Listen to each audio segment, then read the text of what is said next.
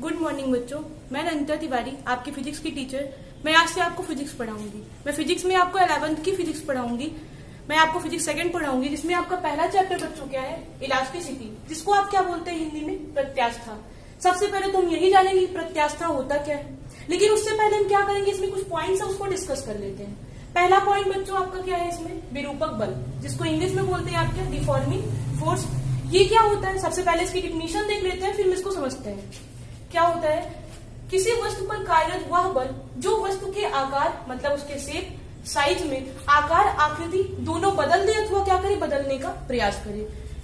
किसी वस्तु पर कार्यरत आपका वह बल जो वस्तु के आकार, आकृति दोनों को बदल दे अथवा क्या करे, बदलने का प्रयास करे, उसको क्या बोलते हैं बच्चों, विरूपक बल बोलते हैं। फॉर एग्जाम्पल अगर आप ले लीजिए, मान लीजिए कोई भी वस्तु है या कोई कंटेनर ले लीजिए, आप स्टील का डिब्बा ले लीजिए और एक हथौड़ा ले लीजिए। आप क्या करिए, उस पर आघात करिए, बाहर से कोई बाह्य बल लगाइए, तो आप देखेंगे क्या कि उसके आकृति अथवा आकार में परिवर्तन होगा। वो क्या करेगा, उसका विरोध तो करेगा, लेकिन क्या होगा, उसकी आकृति और आकार में परिवर्तन होगा। तो आप क्या कह रहे थे बच्चों कि जो बल आप लगा रहे थे वो कौन सा बल है, आपका विरूपक बल है। अगला टॉपिक आपका क्या है, दृढ़ वस्तु, जिसको इंग्लिश में बच्चों आप क्या बोलते हैं, रिजिड बॉडी। ये क्या होता है, सबसे पहले इसकी डिफिनीशन देख लेते हैं, फिर इसको भी समझते हैं।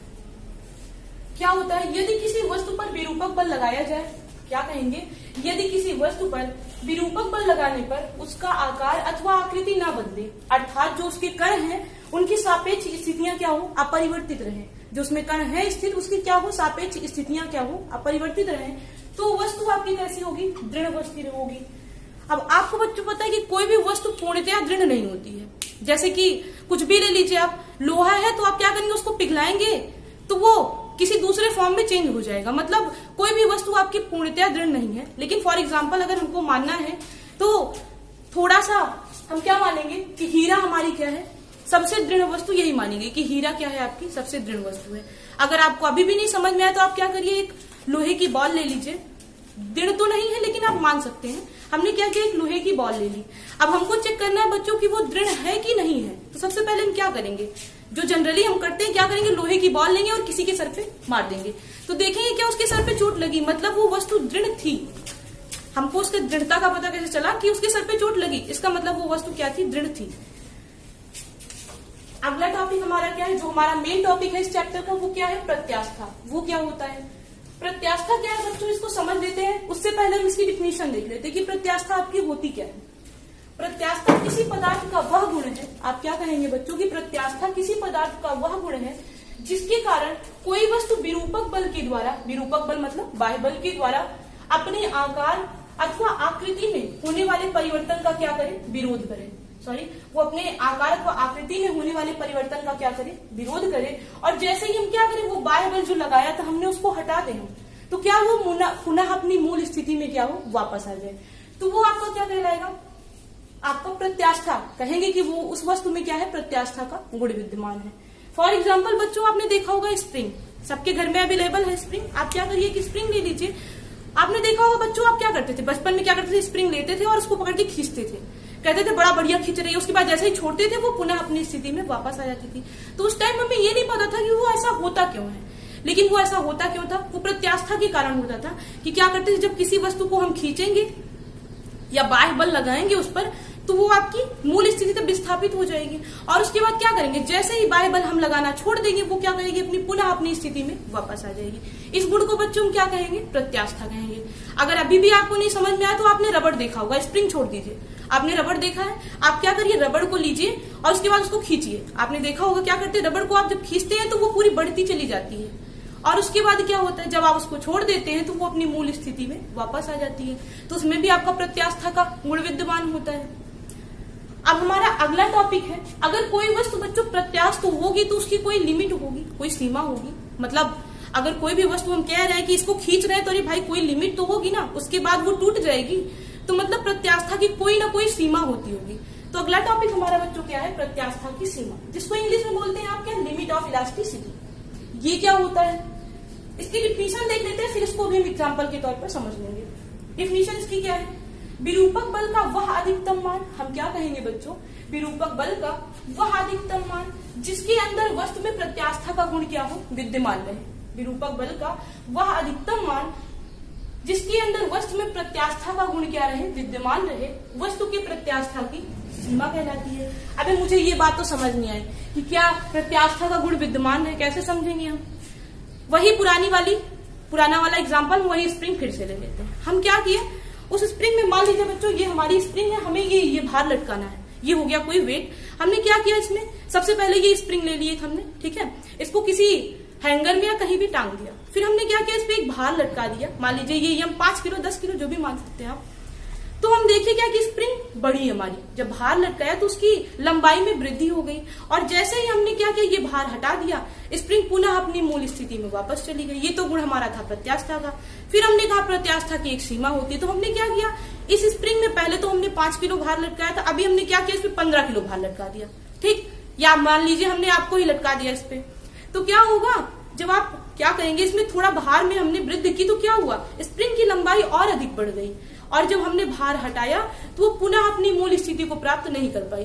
तो हमने कहा कि उस स्प्रिंग की एक लिमिट थी, मतलब उसकी बढ़ने की एक लिमिट थी, उसके अलावा वो अब नहीं बढ़ सकती। तो उसको क्या कहते हैं बच्चों, प्रत्यास्था की सीमा कहते हैं। आई होप आपको ये समझ में आया होगा। एक बार फिर से डिस्कस कर लेते हैं, प्रत्यास्था क्या और प्रत्यास्था की सीमा क्या है। प्रत्यास्था और प्रत्यास्था की सीमा के लिए हमने एक ही एग्जाम्पल लिया था, स्प्रिंग। देखिए, एक एग्जाम्पल लेने का मेन मुद्दा ये है कि आपको हर बातें समझ में आए।